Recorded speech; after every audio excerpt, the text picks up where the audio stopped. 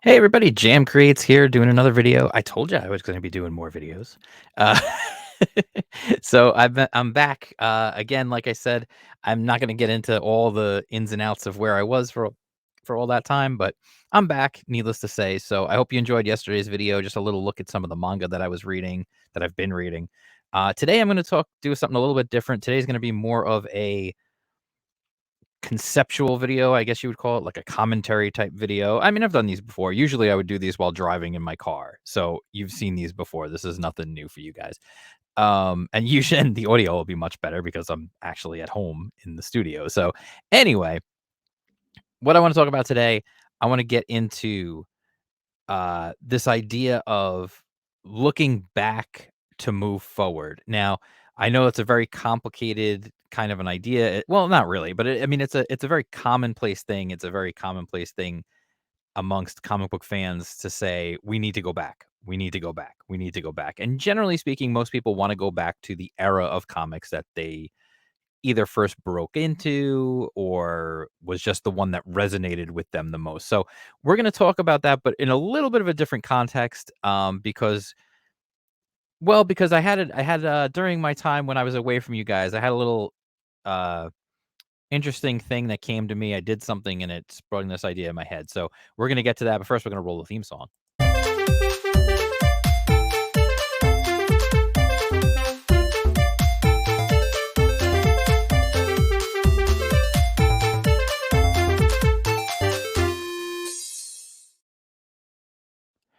Okay, so who is this dashing gentleman that's on your screen right now? This is Captain Blood by Raphael Sabatini. It is a novel that was written in, I believe, 1922 or 1923, something like that. Um, I'm still keeping my track record of preparing and having materials ready before shooting a video, as I always do. Uh, I hope that makes you guys laugh because it makes me laugh. Um, but anyway, the point is, this Sabatini wrote a bunch of novels, and they call them. You'll see them referred to a lot of time as romantic novels. And while there is romance in the story, and it actually is a fairly central theme throughout the story, it is not a romance in the way that we think of romance. Think of more the classical term romance, where really that kind of meant like adventure. This is an adventure story. So what does Captain Blood have to do with comics? What does any of this have to do with anything? While I was away from you guys, I took it upon myself just to read a book. I decided I'm gonna read a novel. Yeah, I'm gonna read something. I just wanted to read something, but I wanted to read something classic. I'm a big fan of Treasure Island, and a lot of the classics. I really do enjoy them. You can just tell they were written in a different time when people had a different mindset about things. And again, this was, like I said, this book was written in the 1920s, the early 1920s, um, where people didn't have television. You did have radio, but most people were generally still getting their entertainment from books. So a lot of these books will have a kind of a leisurely pace to them, I guess you could call it. Um, for example, like Robert Louis Stevenson's Kidnapped is definitely a slow burn. He spends so much time just stranded on this island. Um, but it's a good story. It works. And again, when you take it into that context of, this is certainly not a Michael Bay movie. You know what I mean? Um, so what's my point? My point of going back to move forward, looking back to move forward, I should say. Uh, my thought process here, as I was reading through Captain Blood, I had um, just some interesting thoughts that came to me. For example, uh, one of the things that I would call Captain Blood and other books like this, and things like Huck Finn and Tom Sawyer and stuff like that. Like, there's that term, the picaresque novel, which is kind of where it kind of is a bunch of different stories, but it really all ties into one story. And Captain Blood is very much that way. It starts off with him being a doctor in England, and uh, he treats someone, and because he treated the wrong person, the government, because he did actually wow, I didn't even think about this until right this second, holy crap. He's a doctor who decided to treat the wounds of a person who was labeled a, shall we say, insurrectionist, and because he chose to treat this man as a human, as a doctor should treat everyone, he was arrested and he was, eventually sentenced. Actually, he was sentenced to death. Turned out the English decided, the people there in charge at the time, who were not really the there's a lot of this, like, it was the royal family, but it wasn't the real royal family. It was somebody who kinda snaked their way into power, and the real royal family was away. Very much a Robin Hood-esque type of thing, and it is based around real historical time frame, but it's not, King Richard. It's a different time frame than that. Uh, so what they end up doing is they end up selling him into slavery instead of execution, because they figured they have all these people, they're just going to execute them. They might as well use them as their slaves down in the islands and in their colonies, and they could do that instead. Instead of, so my point is, as I'm reading this story, it starts off. There's this brewing rebellion, it starts to happen, things pop off. He's ignoring all that. He wants nothing to do with any of that. He really just wants to be left alone and just do his thing. And so he treats this man and he winds up getting arrested for it. And then there's this entire, like, courtroom drama section where you see his trial. Then after he's convicted, he travels. They don't go into super detail on the travel where he's sent to, Barbados, um, but then once they get to the island, there's a whole long section that takes place there, and it very much reminded me, it was actually kind of interesting, it reminded me of the way manga is written, in a way, if you can. For example, and this is gonna be the weirdest, any literary snob on here is gonna think I'm, like, the biggest jerk in the world, and that's fine. You could think that. What I'm saying is, it almost reminds me of, how people like to break up Dragon Ball Z into the different sagas?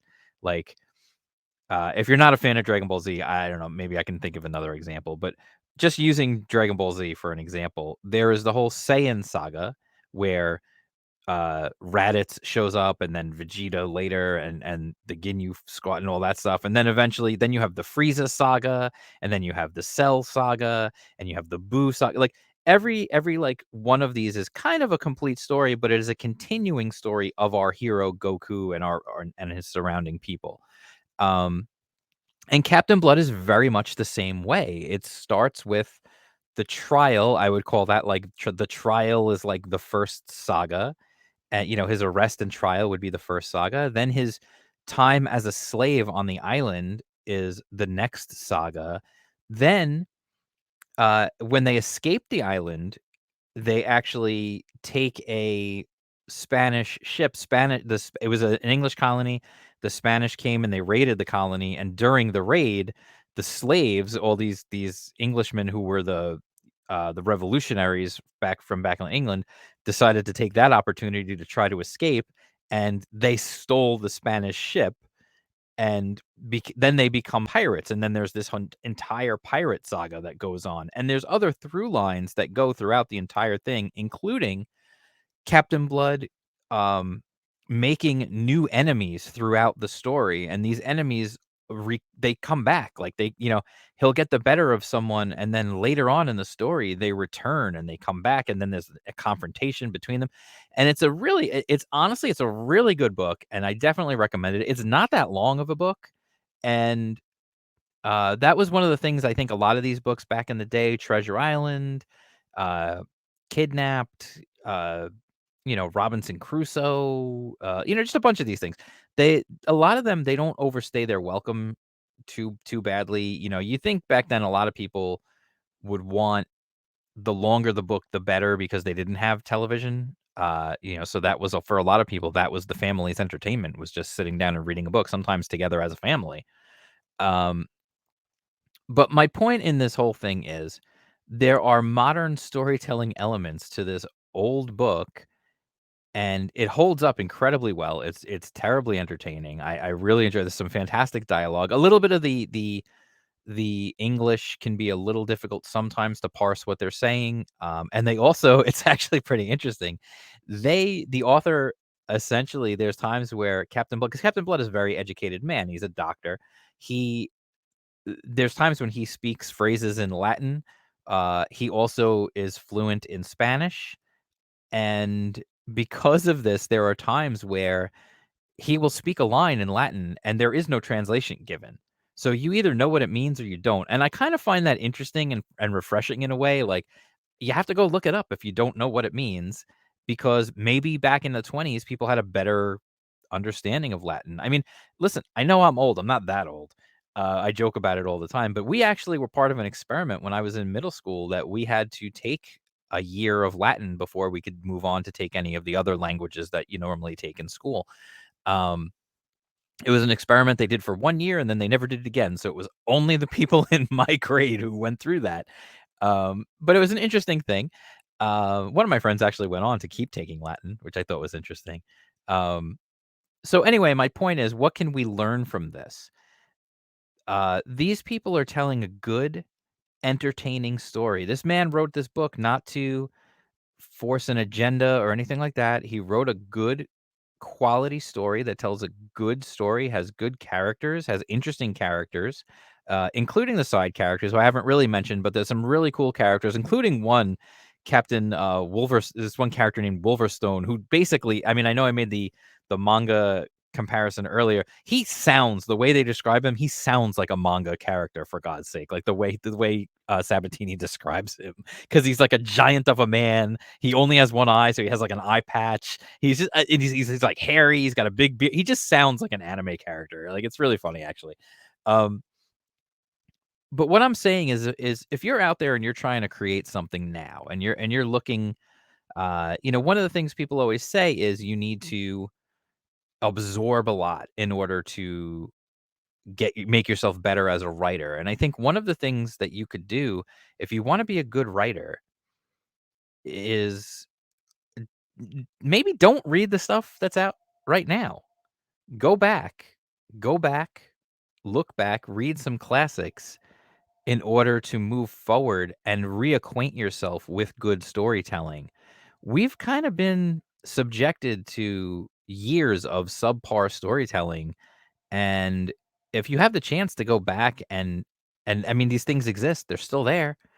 If modern stuff is not doing it for you, the modern entertainment world is not doing it for you, we literally have, like, centuries of entertainment that existed before this, and you could enjoy that instead. So, what I will say also if you are not necessarily into reading, um, I will also say that they did make a movie of Captain Blood, um, starring Errol Flynn and Olivia de Havilland, Basil Rathbone. Fantastic cast. I actually haven't watched it yet. I do wanna watch it just because 'cause I'm curious, because the book is so sprawling, um, and doesn't encompass so many different things. I'm not sure how they're gonna get it all into one movie. I'm assuming they're gonna focus mainly on his piracy, but the piracy doesn't come into the book until much like, at least halfway through. So, it's an interesting thing. It's definitely a fun story. It's a cool story, and I'll definitely check out the movie at some point when I get a chance. I just haven't had a chance to. I don't think it's on any of the streaming services or anything, so, trying to track it down could be a little difficult. I mean, obviously, I know there are nefarious ways you could do it, which in a way might be fitting given that it is about a pirate captain. Uh, so anyway, that was just my thought. I started thinking about this idea of classic storytelling, looking back to the classics to get inspiration.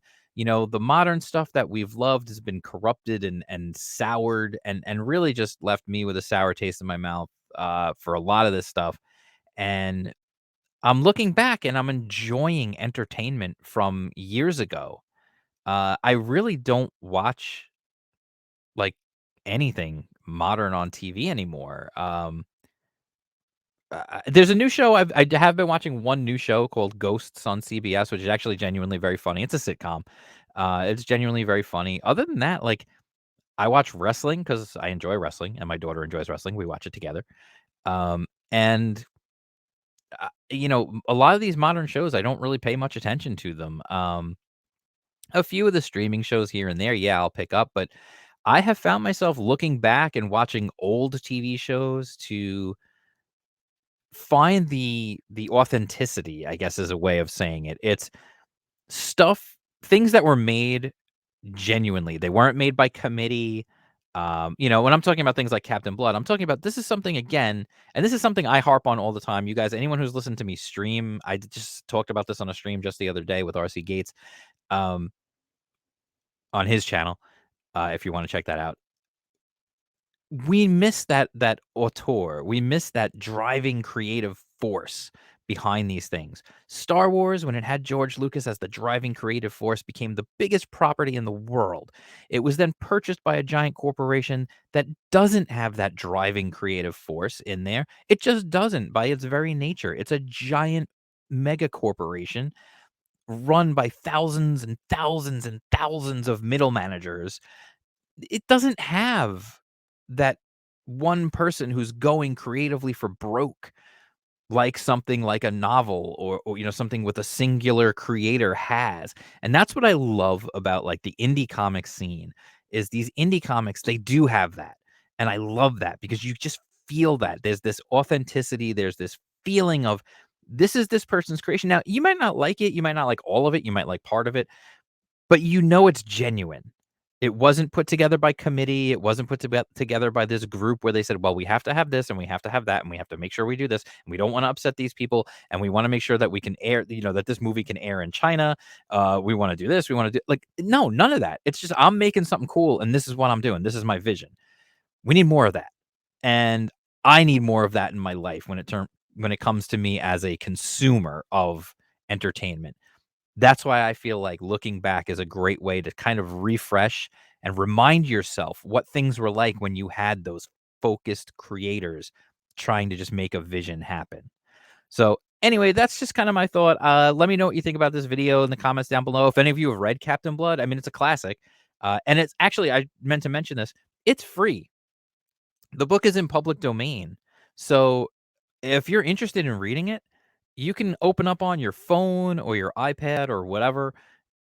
You can go on, like the Apple Books thing that's on there. It's free. You just download it. You don't have to pay anything. You can just download it and read it because it's public domain. You can get it from Kindle. It's free on there too. Like, there's all these places you can get this book for free and you can enjoy classic entertainment, and there's so many of them. Sabatini himself wrote a bunch. I'm getting ready to get into, I'm gonna start reading all the Musketeers books because there's 3 Musketeers, but then there's all the other books, about D'Artagnan. Um, I wanna read them all. I just think this is something I wanna do and continue to immerse myself in these classics that were written by one person. Treasure Island is free, you can read it. Kidnapped is free, like Robert Louis Stevenson stuff. Uh, The Lost World, a lot of Jules Verne, like, all his stuff, like, that stuff's all free. All these things are public domain, so you can get them you can pay for, like, a different version of it, but you can just download them for free and read them. That's tons of classic entertainment that modern stuff would never compete with. It just can't because it doesn't have that soul to it. So anyway, that was my thought. Let me know what you think down below. If you've read any classics, if you want to recommend classics for myself and for other viewers to read, please do. I would love to see it. That would be amazing to see, like, more people get more information on more books to read. I know I'm basically a comic book channel, and I did try to relate this to comics, and I hope I did that effectively. Um, Let me know if I did or if I didn't. Um, but again, I do talk more broadly about creativity as well. So anyway, thank you for being here. I want to thank everybody again for sticking with me and for still being here. I thought it was hilarious that I actually posted my first video. I had been doing live streams for a while and then we stopped for a couple weeks, and I want to get back to doing that again too. But I thought it was hilarious that I posted my first video in like ages yesterday and I lost a subscriber. I thought that was funny. If you did that like that on purpose, that was funny. If not, I still kind of thought it was funny. It was like, "Oh, welcome back. You're losing a sub." Anyway, If if you know anyone who you think might be interested in my channel, please let them know. Share the video, like the video, all that good stuff. It does help. It really does. If you don't like it, you can downvote it too. That's fine. Interaction is interaction. And you can follow me over on Twitter. I'm at jam_creates. You can follow me on Instagram at jam_creates. You can follow me on TikTok at jam_creates, where I've started posting even more content on there as well, including a little sneak peek at my comic book project that I am working on, which I will talk more about in the future. I've mentioned it in the past a little bit. I'm going to talk more about it as we go. And that's going to first be available on my Subscribe Star. So you can subscribe over there and you'll get that first, including some behind the scenes stuff and whatnot, and maybe some exclusive videos down the way. It depends on how many subscribers I get, if it's worth my time to actually do it. So anyway, thanks again to everybody for being here. I really do appreciate it. And just have a great day. I hope everything's going well for you guys. Hope everybody in your family is healthy, happy. I hope we're heading into the holiday season, and I hope everybody's going to have a healthy, happy holiday season with your families. Yes, I said with your families, regardless of what anyone may tell you. Thank you. That's going to probably get this video struck. Anyway, thanks so much, and I'll talk to you guys.